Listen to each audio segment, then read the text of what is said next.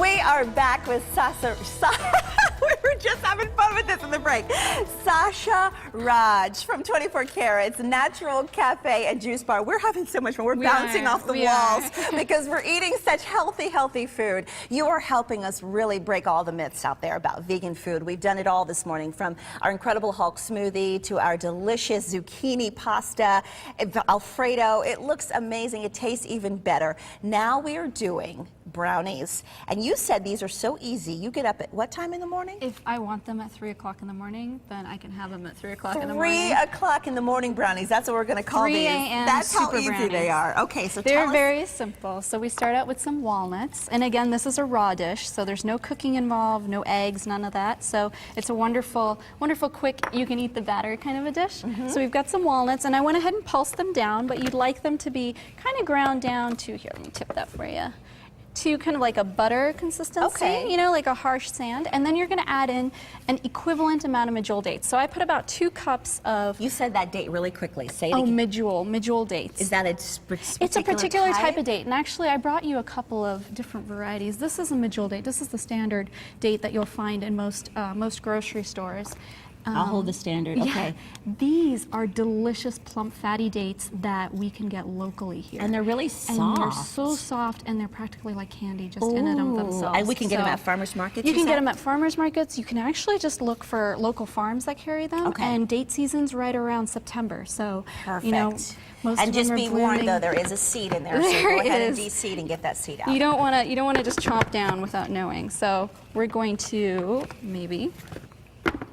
And we're putting this right into the mixture that we already did with the walnuts. Why don't we go through some of these other ingredients? So we've got cacao here. So at 24 Carats, we don't use a processed cocoa powder. We use authentic cacao, which is just the cocoa bean, the bean that chocolate is made from. Okay. Pulverized. That's pulverized, it. okay. So as you can see, it's very approachable. It's exactly like any other cooking cocoa would be.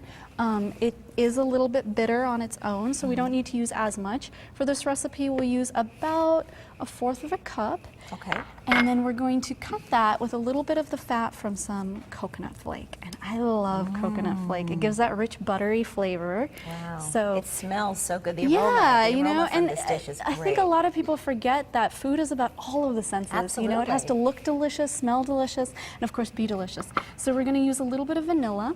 Okay. And just toss a little bit of vanilla on in.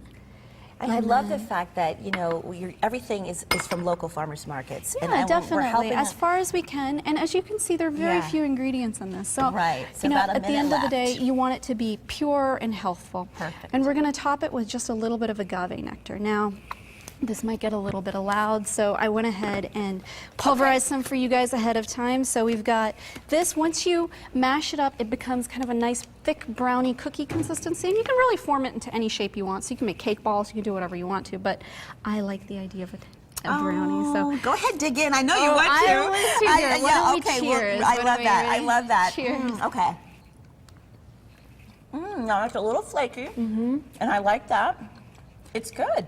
It really is, and again, it's one of those things, when you have kids at home, you have to think about how they're going to respond.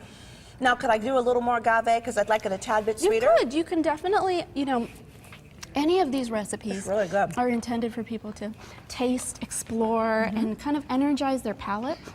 And the best way to do that is to tweak things the way you want to. I love that. I love that. These are very easy dishes that your kids can do at home with you. We've put all of these recipes, because you guys are already asking about it, on SonoranLiving.com. Sasha, you are fantastic. Thank you Your so vegan very lifestyle much. was Thank so you much very fun to much. get to know. We did a whole meal, and we put it on SonoranLiving.com.